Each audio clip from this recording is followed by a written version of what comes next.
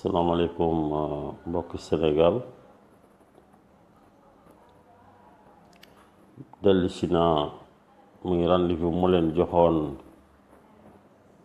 muy 22h samay techniciens ñoo ñëwoon ni moo dañu am programme bi ñu war a mën a def jusqu'au 23h man leen non j'ai un rendez-vous à 22h et maintenant il est 22h40 si li ma jàpp man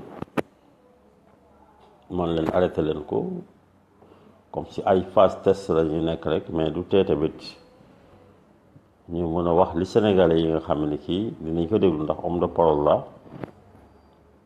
bëgguma di xool samay nawle di sëgg wala may dugg si leen la nga xam ne kii askan bi yëpp lay waxal ndax boo xasee ba sànni sa kàddu si li nga xam ne kii vidéo la dañ koy enregistré ilaa yawmi diin moo la ëpp fan ndax yow mën nga dee bàyyi ko fi di koy déglu ba tax na dëkk yëpp lu ñu rawantee mooy ci kàddu ndax waxtu dafa gaaw ni mu gaawee lañu war a mën a ñun xam waxtu bu nekk li ci war a mën a def pour jàll ci leneen loolu mooy émerger pays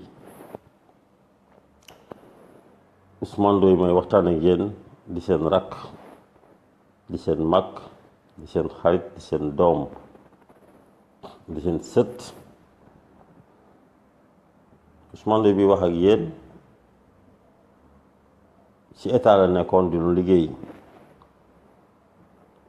depuis Abdou Diouf xam naa ni ñu fonctionné ba Abdoulaye Wade man ak moom liggéey bu mucc ayib mais mosuma jël salaire nag di ci liggéey dama doon liggéey rek ngir pour servir ma nation ci li nga xam ni as tuuti la xëy na ñu yaakaar ni nekk na suñu xel yàlla dénkuñu ko ndax doomu aadama nekk missionnaire la nañ ko jàppe noonu yàlla dogal na ma accidenté mais lu yàlla dogal maanaam li ñu naan mieux de perdre mes âmes que de perdre mon esprit yàlla dogal na perdre ñu xalaat bi li ñu mënoon ba ñuy dox la ñu mën lu ko raw tey jii ni ñu toogee ci photo yi jàpp leen rek ni deuxième guerre mondiale économie àdduna bi yëpp ñoo nekkoon à terre ki ko redressé c'est un handicapé mi Roosevelt tey nga ñëw en Allemagne ki yore économie les ministres des finances de l'Allemagne c'est un handicapé bu ñu xool oto yi rafet bu ñu xool dëkkuwaay yi rafet bu ñu xool yére yi rafet nañu xool ki am xam-xam yéene ko askanam war ko jox askanam xam ni moom ëllëg dafay jógee waaye bëgg na fi teg la nga xam ni ki bu ko réew yooyu tegee ak réew bu mën a bokk muy Sénégal ak muy feneen bu ñu ko appliqué réew moomu dina émerger ba faw ndax loolu mooy turam bi des te mooy lu koy fekki keroog ci bàmmeelam ay Sénégalais nañ ñu waxtaane suñuy kàddu ndax réew yu émerger yëpp ñu ngi émerger à travers leur langue ñu ngi émerger à travers seeni kàllaama rien n'est tard pour ñu mën jël suñu kàllaama pour émerger le Sénégal comme tout le monde jàpp leen ni rek Seydina Muhammad sallallahu alayhi wa sallam mooy yonent bu mujj wàcc waaye mooy yonent bu ëpp màkkaama ci yonent yëpp ndax lépp lu ñu sàkk ci leeram lañ ko sàkk ñun jullit ji bokk lu ñu xam dañu nekk ci réew mi nga xam ne nag ak yeneen réew yi nga xam ne ki nag ku ci nekk da nga am li nga gëm waaye loo mën a gëm xamal ne yàlla rek mooy kenn mooy ku ñuy jox juddu denc ñu suñu biiru waajur juróom-ñeenti weer wàcc ñu ci àdduna ñu am mission bu ñu war a dox ku nekk missionnaire ga mooy ku ñu jox ngelaw, mooy ku ñu jox taw, mooy ku ñu jox ñu ji suukar am suukar ci suuf, kaani am kaani ci suuf, mooy kiy bay tool yi.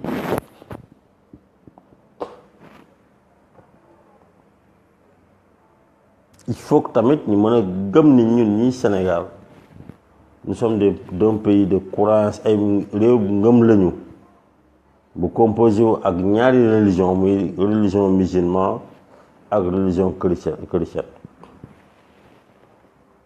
yàlla ni lakkum diinikum wala diin ku nekk na nga xam li nga gëm rek te liggéey ci li nga gëm lu bokkul ak coxor, lu bokkul ak iñaan, lu bokkul ak fen. ndax fen du yóbbu réew fen, ndax wolof njaay neen lu dul dëgg du yàgg. comme lu dul dëgg du yàgg nañ saxu ci dëgg pour liggéey. live bi may def nag saagawuma, mën naa saaga du ma ko def nag, mais mën naa ko. waaye waxtu bi dafa jot ndax liy saaga dañ ko war a jàngat. est-ce que du Sénégalais yi dañoo sonn trop si Sénégalais yi sonn nañu, il faut le dire. à travers sonnaayu Sénégalais yi nga mën a def ay diagnostic pour mën a émerger sa réew, teg ay jéego di saafara ay mbir, déglu askan bi, di déglu Walfadjri tamit ak yeneen organe de presse, des TV, yeneen ak yeneen RTV. ndax dinañuy wax nga foog ne ñeneen attaqué wuñ, ñu ngi lay wan ay failles yi nga xam ne tey jii dëkk bi mi ngi manifesté wu ndax ñàkk courant, dëkk bi ñu ngi manifesté wu ndax ñàkk ndox, dëkk bi ñu ngi manifesté wu ndax accident yi dañ foo bëri trop, la ñuy faat ci bakkan par bis kenn xamul nu mu toll.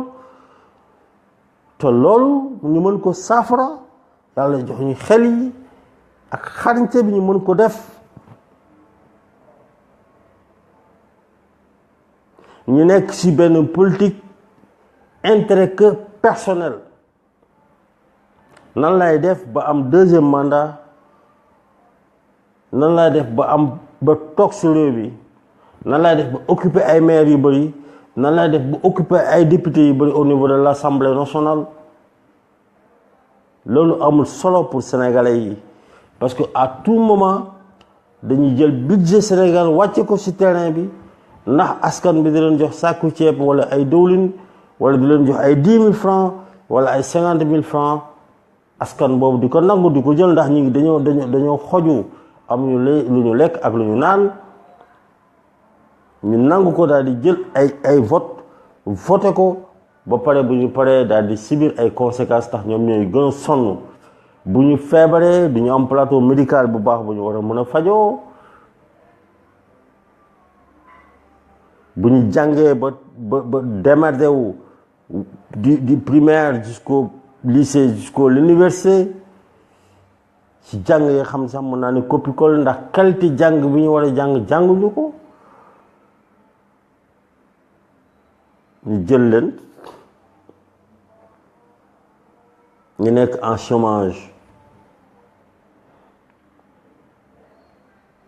ñun nag ñu nekk fi naan nañu taxawal ay pont ki coûte yi nga xam ne kii surfacturation bi kenn xamul lu muy toll, taxawal ay tali yi nga xam ne kii benn voie lay doon ou 2 voies, alors que nous pouvons taxawal ay tali yaatu yi nga xam ne ki tey jii ma nekk à 3 voies à 4 voies pour réduire les taux de mort et les taux d'accident au Sénégal. Mais non, tel n'est pas le cas, mes amis.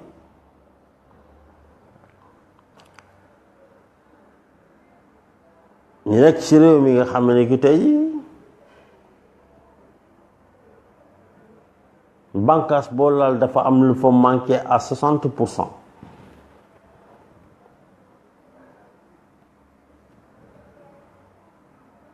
ma doon xaar tey jii nag nguur gi bees gii nga xam ne ki tey jii monsieur le président Macky Sall, que je respecte beaucoup, parce que képp ku fi toog rek dañ ko war a yéene mu réussir ci mission waaye moom tamit na am yéene ci askanam ndax xam ni askan bi jox nañ ko fa mu ñëw fa askan bi dëkkul jox nañ ko ay buntu yu bëree bëri yi nga xam ne kii fu mu laal mu nooy nepp te askan bi fu mu laal mu dëgër te loolu askan bee ko jox nañ ko rapparan bi nga xam ne fu mu bëgg a dem mën na fa dem ak centaine de millions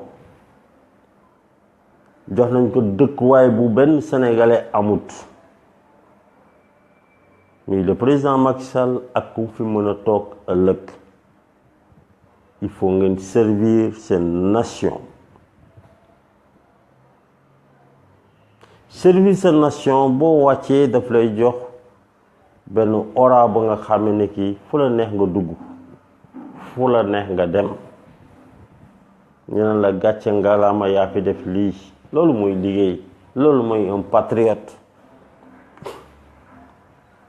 réew xel lañ koy jiitee ak vision mais du ab jàng copie-coller ndax ñun ay copie-coller lañ jàng ça il faut le dire man jànguma ko nag ndax bu may jàng ba xam ne lii ay copie-coller dama ko fa bàyyi dem uti xam-xam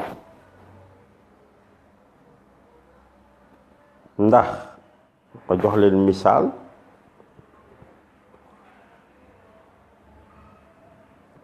cadre yi gën a mag ci Afrique yëpp ñuy génnee ci université yi gën a mag ci France jàngandoog ay tubaab yooyu di créer ay avions de dernière génération ay bateaux de dernière génération ay ordinateurs de dernière génération ay autos de dernière génération ay n'importe quel outil de développement et de travail de dernière génération que l'Afrique n'a jamais créé quelque chose pour essayer même de produire, vendre son expérience à d'autres pays. Donc vous avez qu'un copie-coller, il faut le dire. Mais nag am na ñi yàlla jox ci Afrique li ñoom lu ñu yor recherche ba trouver ko am nañu ko recherche ba yàlla jox leen ko ci Afrique mais ils sont toujours combattus dañ leen xeex guddi ak bëccëg. Sénégal li koy jëmale kanam dafa yomb trop muy suñu kanam nekkul ci benn pays Occident yi amatuñu dara. Il s'agit de prendre nos responsabilités.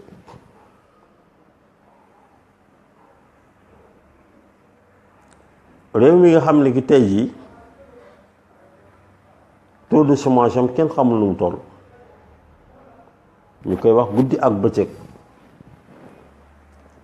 réew mi nga xam ne ki am na ay ressources ay patrimoine yu génn ñuy wax pétrole gaz zircon yeneen ak yeneen ñu jël loolu def ko actualité mais loolu lépp dafa am lu ko gën a cher mais bakkanu doomu aadama d'abord il faut gérer cette sécurité des vies des citoyens sénégalais ici au Sénégal et diaspora gars yi partagé leen vidéo yi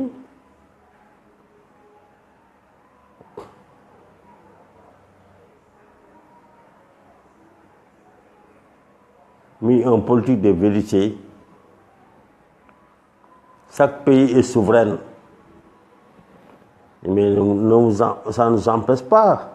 Empêchons-nous de liguer avec les autres pays occidentaux dans des coopérations gagnant-gagnant. Gagnant-gagnant.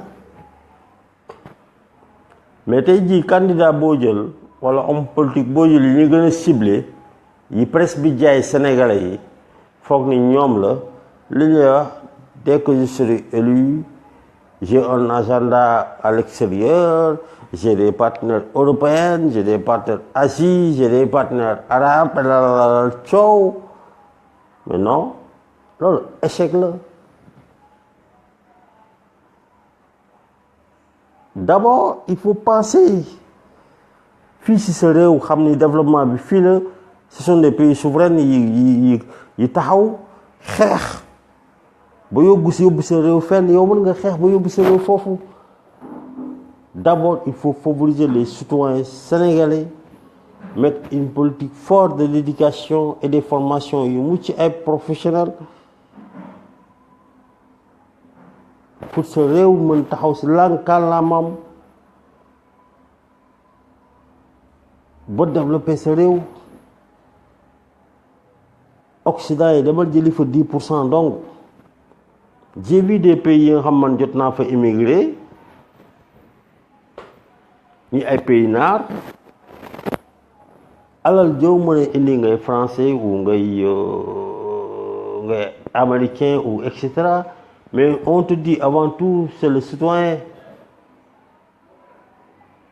mooy doon opérateur bi mooy garder action yow ñu jox la say bénéfice c'est tout ñoom ñooy diriger lépp.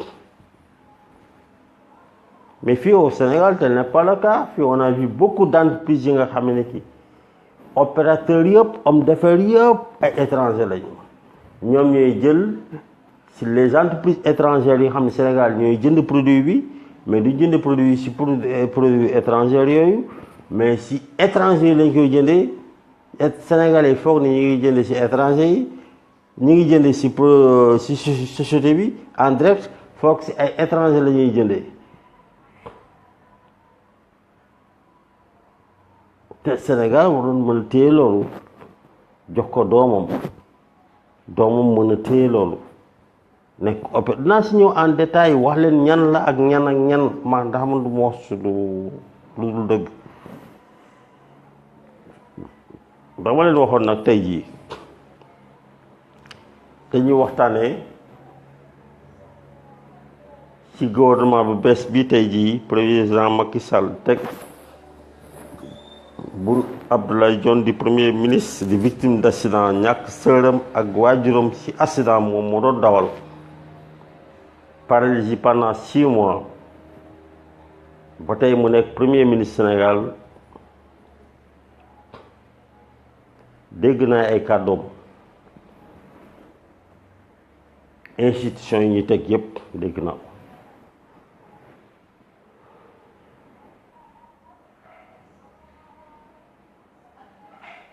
ba si ministre chargé des aériennes et cetera ministre du tourisme et cetera le ministre de l'emploi et cetera le ministre chargé nangam ak sangam transmotion n'importe quoi j'ai déglu naa lépp.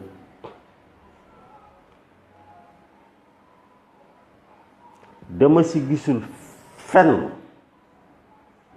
fu ñu expliquer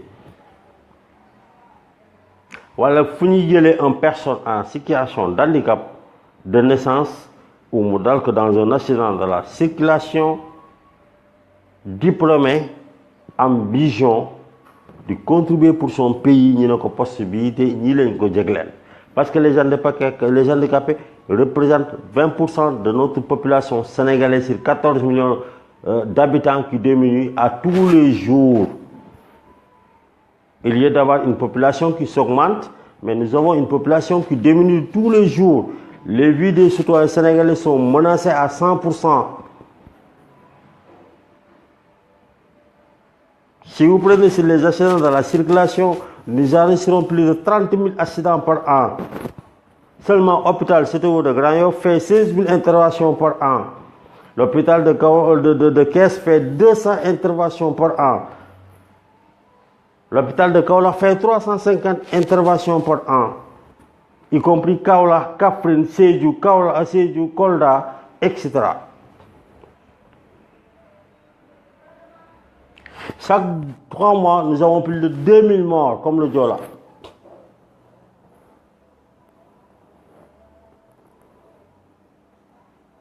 Les taux d'handicap en train de s'augmenter de jour en jour parce que ce ne sont pas les maladies maintenant, mais ce sont des accidents qui tuent plus que le sida, plus que le diabète, plus que autant d'autres maladies.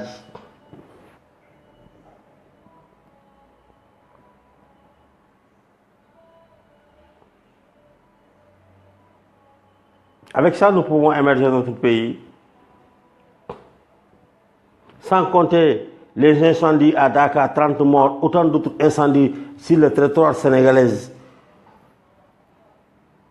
À Koloban, les talibés, plus de combien de morts?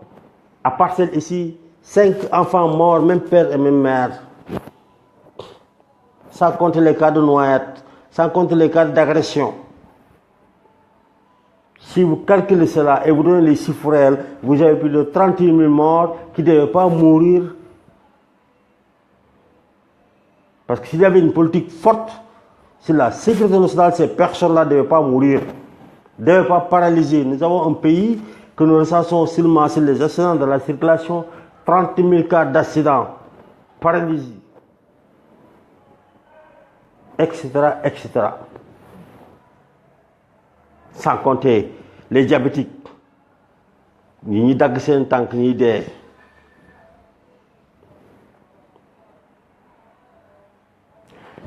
Sans compter les rénales, les maladies rénales là, qui tuent plus encore. Autant d'autres, tous les hôpitaux sont pleins. Ça compte le politique alimentaire, l'agriculture, que nous poisonnons tous les éléments que nous avons, herbicides, les engrais qu'on met, on met une quantité pour que le producteur gagne plus, or il tue centaines de citoyens sénégalais. Ay mbaam ñi rey di ko composé xar yi ñuy lekk yeneen ak yeneen. Tous les secteurs sont déréglés dans ce pays-là. Comment nous pouvons faire pour régler tous ces problèmes-là? Il faut appeler les gens qui sont engagés pour régler ces problèmes.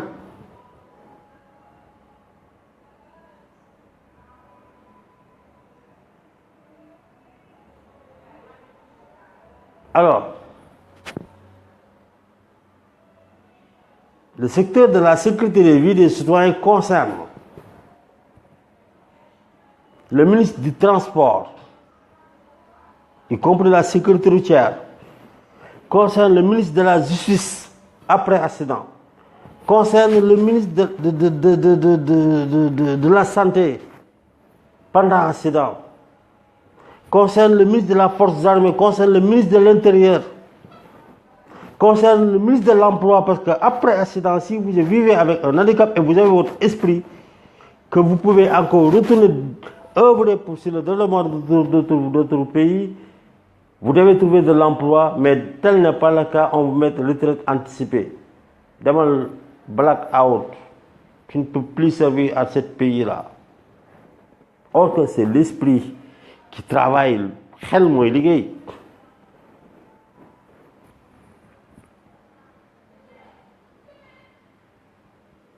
Est-ce que nous sommes satisfaits si l'ancien gouvernement mis à le président Macky Sall, dirigé par le président Abdoulaye Dione, Boun Abdallah Dionne, avec le nouveau gouvernement, qu'est-ce qu'on attend de vous? Il y a des failles au ministère de la Santé. Quand nous n'arrivons pas à me radiothérapie pour les cancers, nous avons des cancers, rester transférés dans les autres pays. C'est une honte de transférer même un malade à Mauritanie. Parce que nous avons Mauritanie. Le capital de Mauritanie, c'était à Saint-Louis. Quand Mauritanie te dit des centrales électriques à chaque région, que le Sénégal n'a même pas des centrales électriques à chaque région, sur le plan sécuritaire, si nous attaquons, un petit pays peut attaquer le Sénégal. Alors, vous poussez les Sénégalais, même des gens qui sont diplomates, des gens qui savent l'État et des gens comment développer un pays, def ay life, ak ñi di saga. Mais attendez, il faut faire une lecture sur ça. Sinon, le pays va tomber si d'autres pays. Comment ça dit que le Sénégal, en personne, c'est un pays stable? Mosul am guerre, mosul am coup d'État, mosul attaque terrorisme. Que le Mali bi am attaque terrorisme. La faille des l'idée Sénégal Mokop. On dit que c'est un pays stable. Non, il n'est pas un pays stable. On se tue de nous à nous par des intérêts personnels.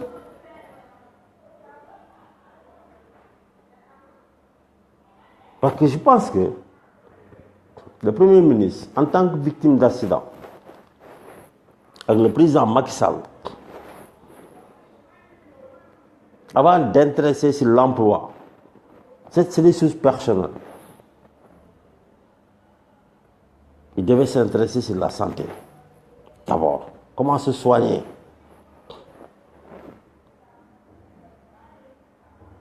Il devait renforcer le ministère du Transport et le ministère de la Santé d'abord. Et le ministère de l'Intérieur. Et le ministère des Forces armées. Avec des institutions qui œuvrent pour la sécurité des vies des citoyens sénégalais.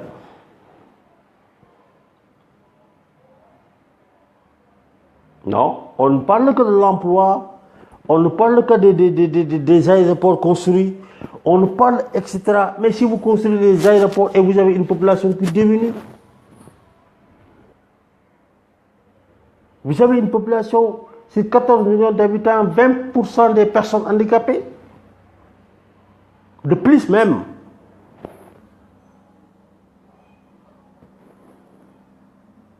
J'avais pensé que quand vous avez d'une population 20% handicapée, qui n'ont même pas 1% d'emploi, et des handicapés diplômés Bac plus 4 et des handicapés diplômés de techniciens de haut niveau, qui peuvent même diriger ce pays comme Roosevelt. Nous l'avons vu sur quelle cité. Toutes ces personnes valides, mobiles. Vous pensez que c'est la validité qui développe un pays, c'est l'esprit qui développe un pays. Avec un bon foie, cœur, fort bas. Et vous savez que vous allez mourir. Lan moo lay xaar ak lan mooy say way suba mooy lii moo fi def. Cheikh Anta est parti, on parle toujours de ses œuvres. Pourtant, il n'a rien fait beaucoup de choses en Afrique parce qu'on l'avait bloqué.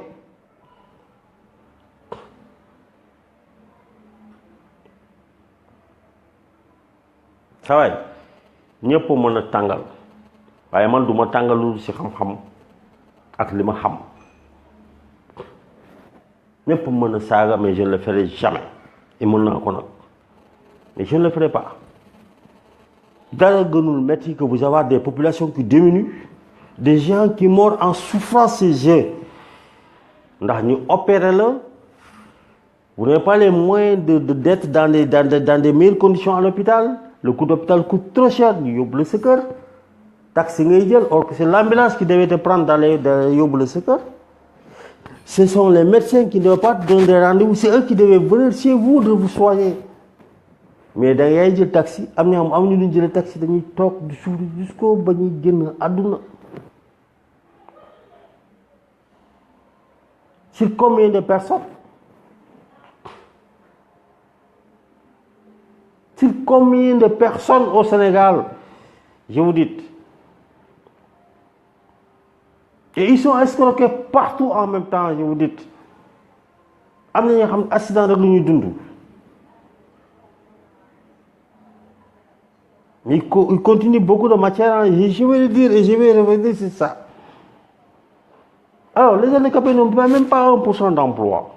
Vous n'avez même pas un ministre ou une institution forte qui peut organiser les handicapés parce qu'il n'y a pas un problème d'emploi vers les personnes handicapées. Il s'agit d'organiser les secteurs. Tous les handicapés pourront bénéficier de l'emploi, y compris les handicapés de naissance, y compris les handicapés qui doivent aller. Yi nga xam ne tamit dañoo leen dab par accident nga xam ne ñoo ëpp xam-xam baa ngi fii soxla ñu ngeen jox ñu dërëm mais mettre des institutions fortes et ngeen bàyyi ñu doxal institutions yi et vous allez voir combien d'emplois que nous allons créer. Il ne s'agit pas de mettre bourse familiale 25 000 francs par 3 mois ou par 2 mois 250 francs par jour. Est-ce que mën na servir un mouton ou un lapin? Un lapin même mange plus de 350 francs par jour. Autant qu'un être humain. Je ne suis pas l'ennemi, mais je dis la vérité.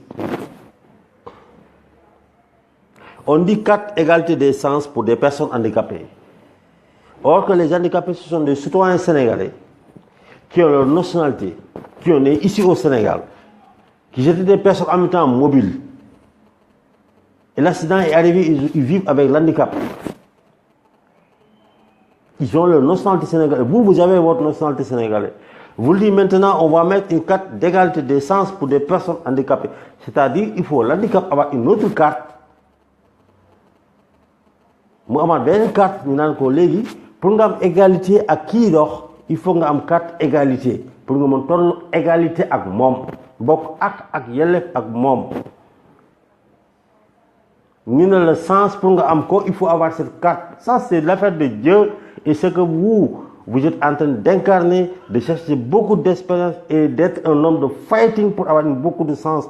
Là, nous avons le sabablu pour que nous ayons le fait que c'est le sabablu.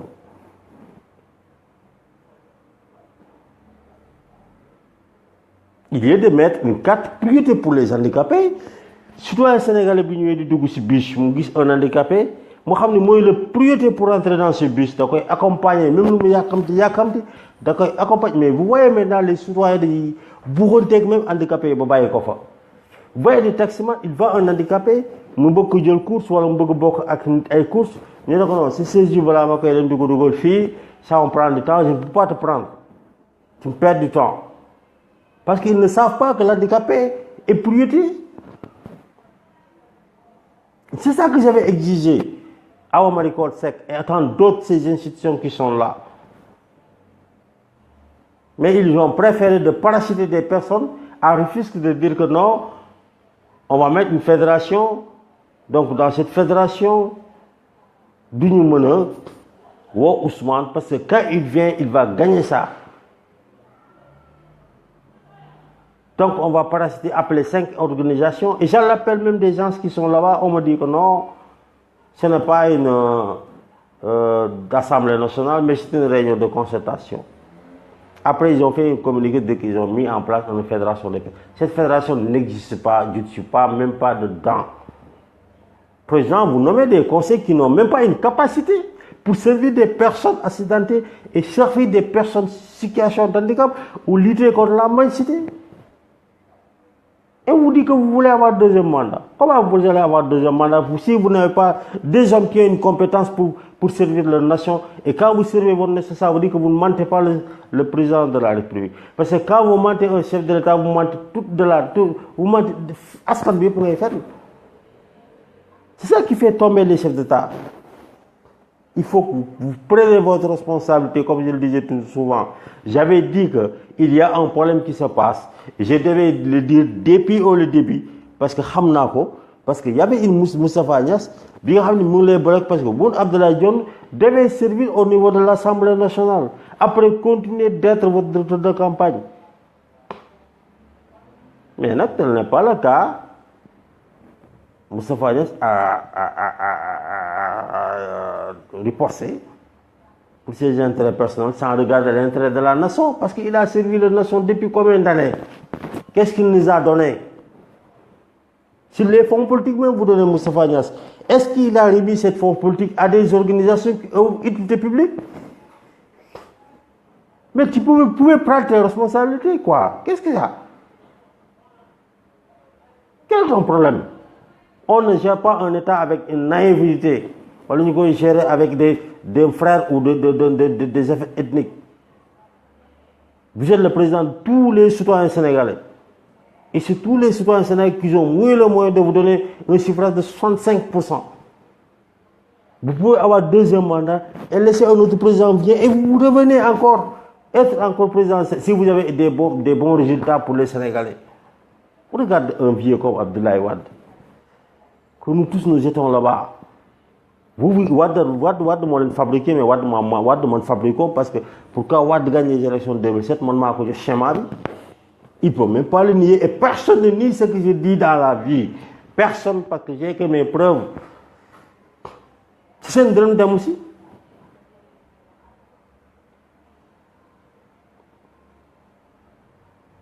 Bon, c'est un drame aussi. Abdoulaye Wade,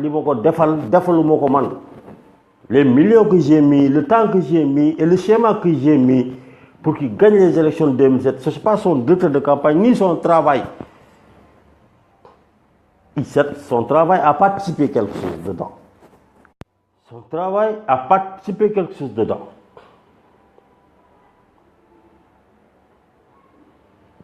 y compris le président Macky Sall, lorsque Wade voulait avoir deuxième mandat.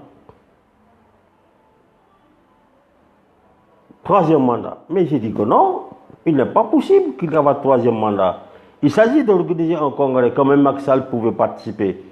Tout le monde pouvait participer, faire autant d'autres choses, de dire que nous sommes candidats, y compris Karim Wade. Moi, arbitrer d'une manière transparente. Parce que quelqu'un va gagner le PDS, c'est le PDS qui va gouverner. Mais non. Alors, Wade, il sait maintenant ses erreurs, il le sait. Mais tel n'est pas le cas. Il a travaillé quelque chose qui n'est pas pour les Sénégalais. Li nga xamante ne ñoom xool nañ ni peut-être président Macky Sall liggéeyu ko ba mu ñëwee li ko topp si àdduna kenn topp ko benn candidat. On dit l'État c'est une continuité, mais nous avons une façon de méchanceté bi nga xam ne ak coxor ji nga xam ne ki booy wàcc ci nguur sax da ngay brouiller toutes les pistes ba kiy toog bu ñëwee bu amul vision assez forte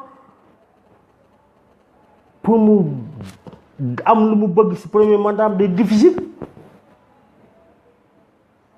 Quand on dit l'État c'est un continuité, ce sont des gens qui gèrent les choses des citoyens sénégalais d'une manière transparente. En tout cas, il y a beaucoup de failles au ministère de la Santé. Les plateaux médicaux sont malades. Les gens meurent dans les plateaux. Les gens meurent dans les urgences. Les gens meurent, il s'agit du ministère des Forces armées. Les gens meurent sur les évacuations des chapeaux-pompiers dans leur véhicule d'ambulance. Avant l'intervention, il y a des gens qui meurent. Et il y a des gens qui meurent dans les véhicules. Parce que les normes ñu waroon jël ba nit ki bañ a génn àdduna ci oto boobu jëluñu ko. Il y a des gens qui meurent sur les urgences. Il y a des gens qui meurent avant l'opération et pendant l'opération si bu ñu delloo seen kër amuñu suivi médical bu ko war, amuñu capacité financière bu ko war, médecin seet si wu leen, amuñu passe des moyens de transport ñu war a demee, décédé la ñuy mujj def. te nag nalawuma de maa ngi liggéey di téye ay dossier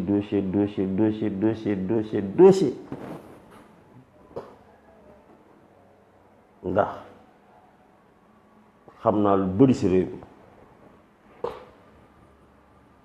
xam naa ci tamit du tuuti. Je suis un patriote bu bëgg œuvre bu bëgg liggéeyal réewam bu teg ay projets yu mucc ayib pour accompagner ay nit sensibiliser ay nit ba accident bañ leen dal.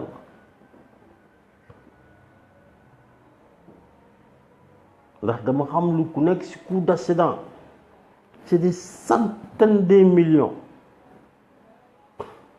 abandon total ngay am boo demee si kër ndax xamuñu nuñ lay taxawoo ci daan dox ci daan defal lépp boppam di xëy di ko sang si toilette muy xëy di dem toilette ñu koy defar muy muskalaf ñu koy kuus jabootam di dem di ko bàyyi jabaram di dem di ko bàyyi ay frèram rapport yi leen médecin dañu noo kii moom boo moytul fan yi gàtt lay def ñu bàyyi ko te bakkan yàlla ko yor. amuñu Sénégal des hôpitaux d'orthopédie ils s'occupaient des accidentés de tout bord ba ñu am seen mobilité dem seen kër mën a defal lépp seen bopp.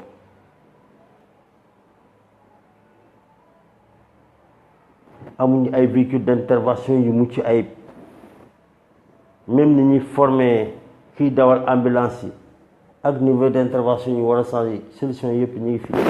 comment faire pour créer d'emploi encore ñi ci mucc lépp mu ngi fi. comment accompagner les orphelins ñi ngi fi. combien d'orphelins tey jii la cette éducation bafouée wu yàqu ndax keneen yore woon génn àdduna ci accident muy travail di bâtiment di accident de la circulation.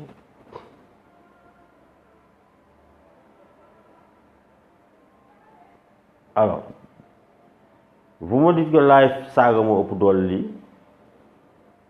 si vous le dites vous êtes une population bu xamul fu ngeen jëm que vous êtes des fumiers gëmoo leen seen bopp mënoo leen kenn mënu leen xeexal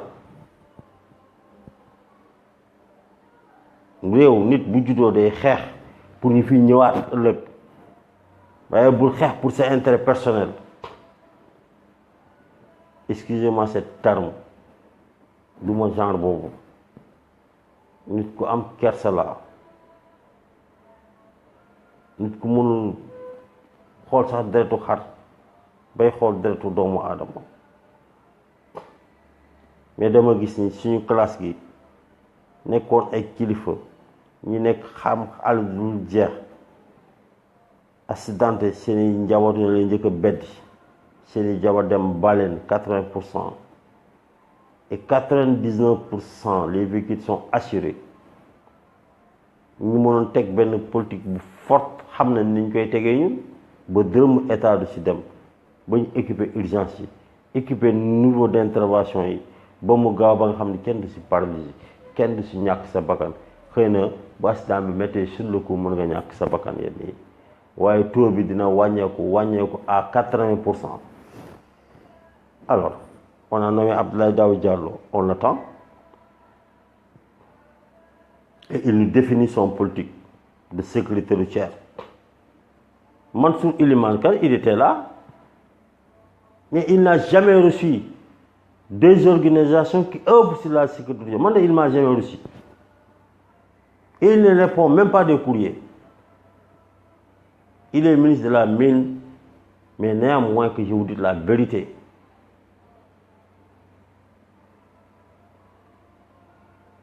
Awa Marie Coll Seck est une grande dame, d'accord, mais il y a beaucoup de failles sur la santé.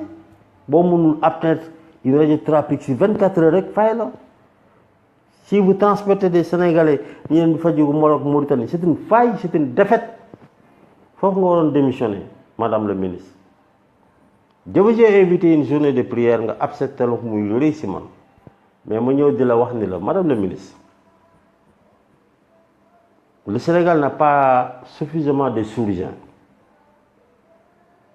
Or que chaque hôpital a 5 chirurgiens et 5 anesthésies.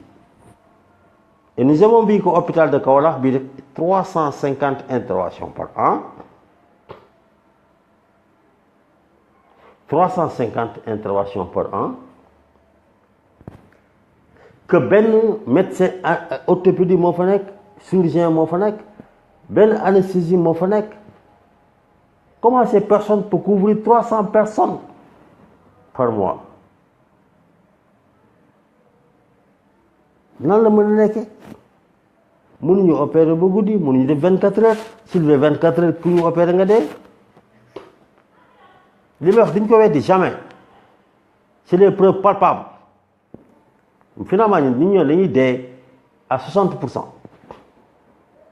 Alors comment c'est-il que madame le ministre que médecin chirurgien boobu yore ñetti région ci Sénégal muy Fatick mooy opérer Fatick mooy opérer Kaffrine mooy chirurgien Fatick mooy chirurgien Kaffrine mooy chirurgien Kaolack. On vous donne des rendez-vous mais voilà non yow mën nga ñëw suba defal nañ la ay kii mais demal semaine prochaine nga ñëw wala demal 2 mois nga ñëw il sait que bu ne venir doo ñëw da ngay dee xam na ko. Loolu c'est normal dans un pays. Si leen jëlee lu mu am yëpp dem yoonam bàyyiwul dara foofu ndax foogoon na dama ko caressé or que caressé wu ma ko dama doon éveiller conscience am pour mën a yokk capacité boobu xool yan solution parce que solution ñun ñoo ko yore ñoom ñooy def loolu. Sénégal bu amul sax plus de 50 amul sax 30 plus de 25 chirurgiens hôpital boo dem benn chirurgien moo fa nekk te mooy couvrir yenn hôpital yi. On vous donne des rendez-vous ces rendez-vous là c'est pour régler les affaires pour mën a noppaloo pour la rek.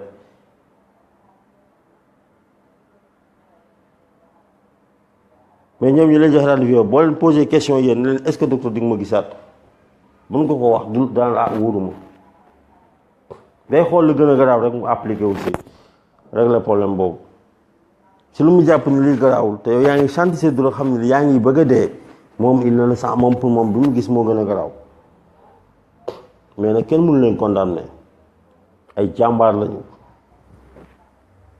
gàcce ngalaama yéen chirurgien yi fi nekk muy le professeur Habib Sy docteur Camara muy chirurgien bu nekk Kaolack géré Kaffrine Fatick ak anesthésie réew mu amul sax 40 anesthésie ça c'est grave ça dans un pays qu'on est. Avec ça nous pouvons émerger le Sénégal.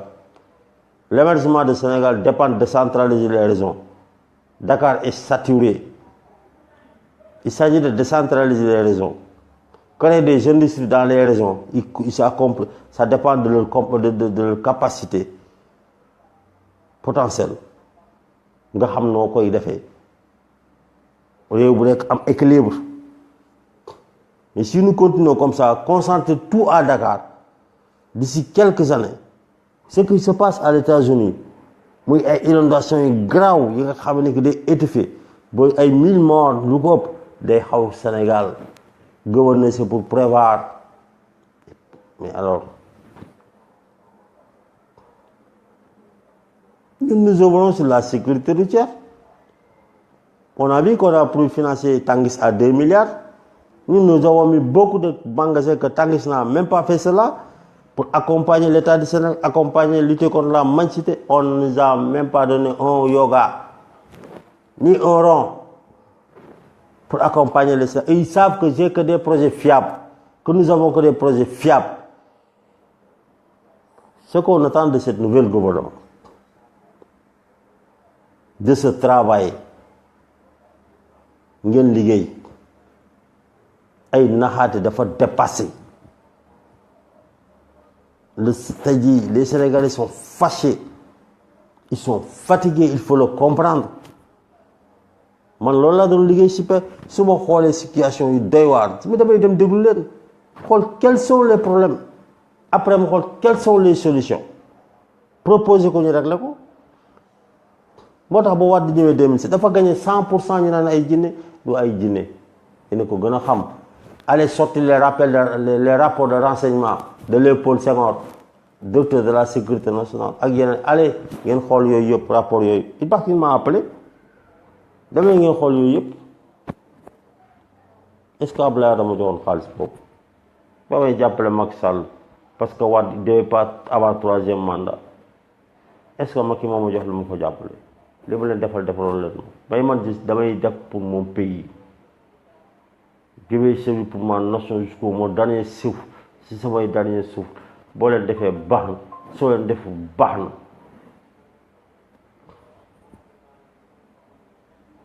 Mais dinaa liggéeyal sama askan. Accident yi moo mën ko réduire à 60%. Yàlla dénkuñu ko ngeen ñuy xeex guddi ak bëccëg te ñuy xeex yëpp c'est l'État du Sénégal.